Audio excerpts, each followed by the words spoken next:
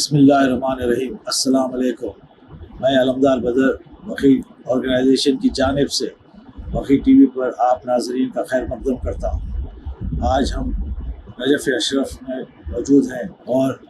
آپ کے سامنے ناظرین میں مہمان مولانا شبیر آغا کربلائی صاحب کو دعوت کلام دیتا ہوں اور کچھ سوال ان سے پوچھنا چاہوں گا۔ السلام علیکم مولانا صاحب، آپ ناظرین کو یہ بتائیے کہ آپ یہاں نجف میں آپ کیا تعلیم کیسا حاصل کر رہے ہیں، کیا حاصل کر رہے ہیں، کتنے سال سے حاصل کر رہے ہیں؟ بسم اللہ الرحمن الرحیم، الحمدللہ والصلاۃ والسلام علی اہلہا، اما بعد۔ میں آپ کا اور تمام البقیہ آرگنائزیشن کا اور تمام ممبران کا مشکور ممنون ہوں کہ آپ نے مجھے نجف اشرف میں جوار علی علیہ السلام میں دعوت دی اور اس طرح متوجہ کیا کہ جنت البقیع کے لیے آپ نے جہاں تک پوچھا نجف اشرف میں کب سے میں یہاں قیام پذیر ہوں اور تعلیم حاصل کر رہا ہوں۔ تقریباً 2012 اور مئی کا مہینہ تھا جب ہم یہاں آئے ہیں پڑھنے کے لیے، اور مدرسے امیر المومنین علیہ السلام جو زیر نگرانی آیت اللہ العظمہ سماحت شیخ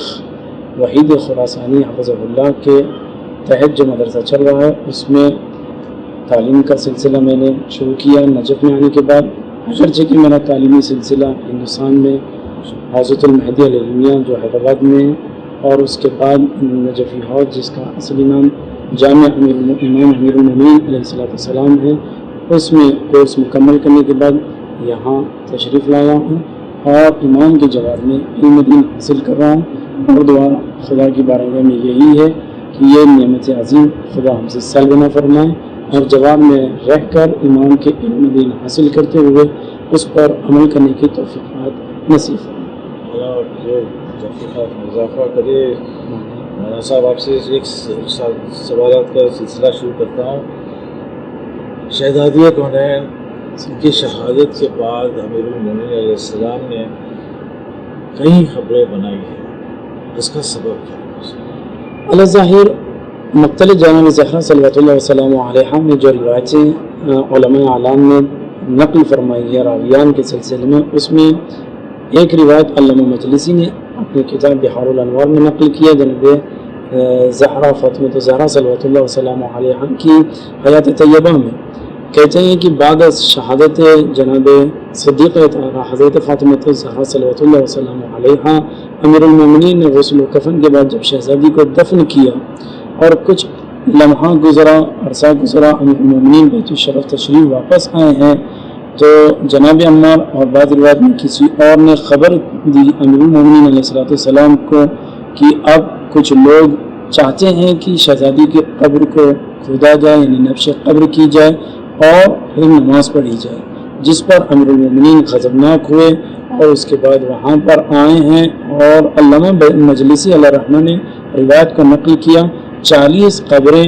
شہزادی کی قبر کے اطراف بنائیں تاکہ حرمت جناب زہرا پامال نہ ہو سکے۔ مولانا صاحب، یہ 40 قبروں میں جنت البقیع بھی ایک جگہ ہو سکتی ہے، مسجد نبوی بھی جگہ ہے، تو جنت البقیع کا اس میں کتنا وہ ہے آپ کو؟ شہزادی کی قبر کے متعلق 3 روایتیں پائی جاتی ہیں۔ ایک روایت جو ہے جنت البقیع کے لیے بھی پائی جاتی ہے، ایک روایت بین المنبر والمحراب اس طریقے کی بھی پائی جاتی ہے، اور بعض خود گھر میں دفن ہونے کی بھی بعض ضعیف روایتیں پائی جاتی ہیں، لیکن قبر کا تعین اہل بیت علیہ السلام کی جانب سے نہیں ہوا ہے اور قبر کو مخفی رکھا گیا ہے، لہذا ہم اتنا کہہ سکتے ہیں کہ مدینہ میں شہزادی کی قبر مطہر ہے، لیکن بالضبط متعین کوئی جگہ ہو معین ہم اس کے لیے کچھ نہیں کہہ سکتے۔ مطلب جنت البقیع کو مسمار کیا گیا، اس کے پیچھے کیا منطق تھی اور یہ کیا سارے مسلمانوں کی سوچ ہے؟ دیکھیں، جہاں تک مسلمانوں کی سوچ کا مسئلہ ہے تو ایک عام فکر جو ہے کلمہ طیبہ اور شہادتین جاری کرنے والے کو مسلمان کہا جاتا ہے۔ طول تاریخ سے بعد نبی صلی اللہ علیہ وسلم علیہ صلی اللہ علیہ وآلہ وسلم آج تک ہر کسی کو مسلمان کہا جاتا ہے جو کلمہ شہادتین جاری کرے، لیکن ان کے اندر کچھ وہ لوگ جو دشمن اسلام تھے، نفاق کا لبادہ اوڑھ کر داخل اسلام ہوئے، اپنے آپ کو مسلمان بتایا،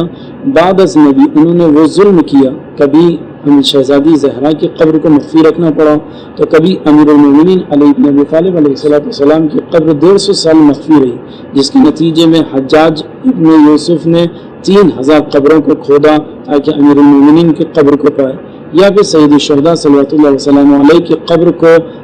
جو ہے کربلا میں ہل چلایا گیا تاکہ نشان کو ختم کیا جائے۔ یہ طول تاریخ سے سلسلہ چلتا رہا، لیکن افکار بدلتے رہے، لیکن ایک مکتب فکر مسلمان میں ظاہر ہوا جنہیں آج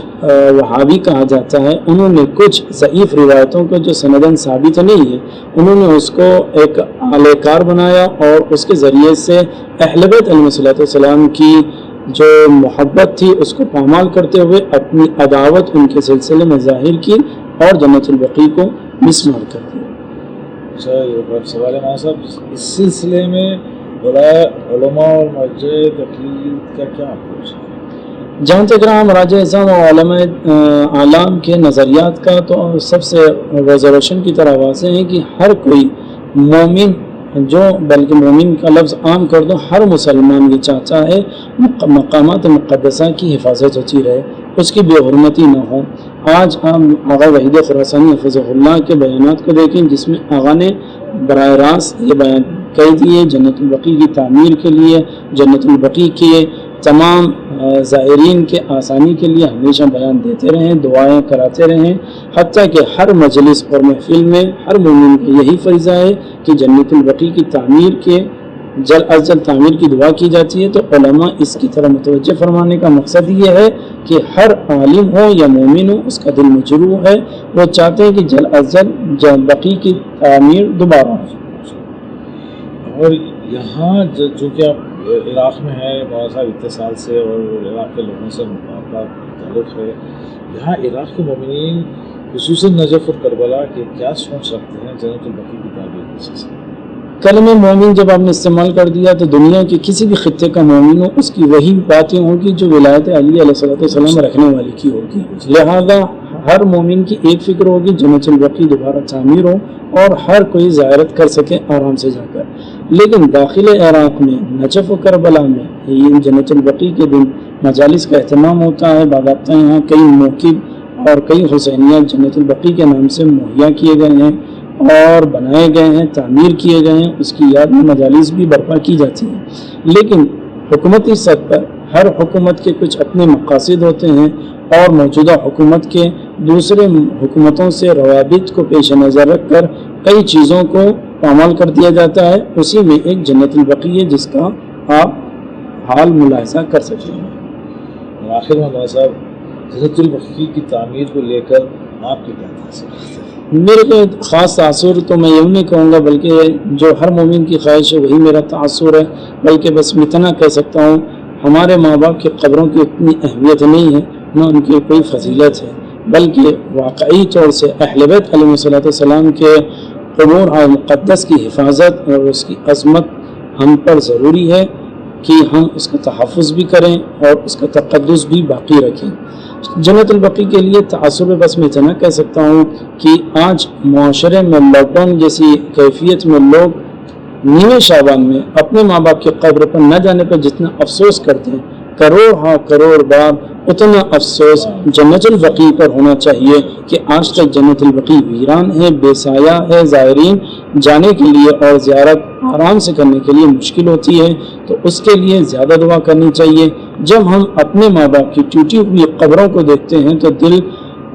واقعی ٹوٹ جاتا ہے، تو واقعی وہ امام زمان عجل اللہ تعالیٰ فرجہ شریف جو پردے غیب میں ہے، جب اپنے آباء و اجداد کی ٹوٹی ہوئی قبریں دیکھتے ہیں، بے سایہ قبریں دیکھتے ہیں، تو ان کے دل نازمی پر کیا گزرے گی، کیا گزرتی ہوگی، تو اللہ عالم۔ تو لہذا ہم ہمارے امام وقت کے اس درد میں شریک ہو کر ہم یہی دعا کریں گے کہ جنت البقیع کی تعمیر جلد از جلد ہو اور زائرین کے لیے راستے فراہم کیے جائیں۔ بہت بہت شکریہ مولانا صاحب۔ اللہ